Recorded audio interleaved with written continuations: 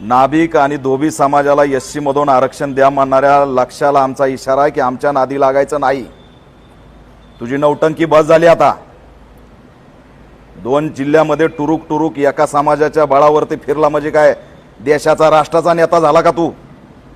महाराष्ट्रामध्ये जर एससी आरक्षणाच्या दिशेने कोणी वाकड्या नजरेने बघितलं तर याद राख, चुकीच्या बिळात हात घालतोस, अंगावर येतोस। अंगावर आला तर शिंगाव घेऊ आणि बिळात हात घातलास तर हात उकडून टाकू।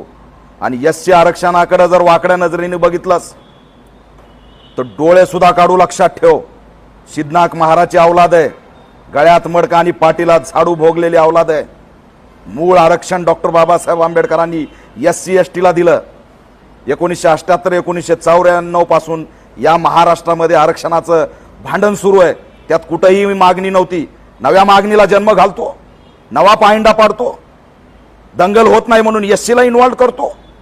कुणाची सुपारी घेऊन आणि कुणाची तळी उचलून हे भाषण करायला लागलाय। मीडिया ट्रायल करतो, शिवराळ भाषा वापरतो, गावंढळ गप्पा करतो। अरे 4 भुरटे टकूचे घेऊन फिरला म्हणजे तू काय मोठा विद्वान गेला का लागून? कदापि खपून घेणार नाही। लक्ष आमच्या अंगावरती येण्याचा प्रयत्न करू नको। ओबीसीला समजलंय ओबीसीच्या आरक्षणाला धोका नाही, पितळ उघडं पडतंय, दंगली होत नाहीत, सामाजिक सलोखा बिघडत नाही म्हणून आता एससीला इन्व्हॉल्व करताय। राज्य सरकारला, मुख्यमंत्र्यांना माझी मागणी आहे, मुख्यमंत्री साहेब, गृहमंत्री साहेब, हे योग्य नाही। याला रोका। याला तुम्ही पोलीस संरक्षण दिलंय म्हणून याची जीप चुरू चुरू चालायला लागली। हे पोलीस संरक्षणात बसून काही बराळायला लागलाय। ॲट्रॉसिटी ऍक्ट अंतर्गत ह्याच्यावर कारवाई करा।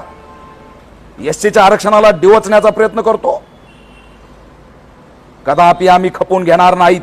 याचा बोलवता धनी हा नागपूरचा आहे। एससीच्या नेत्यांना मी आवाहन करतो, याचा पाठिंबा काढून घ्या।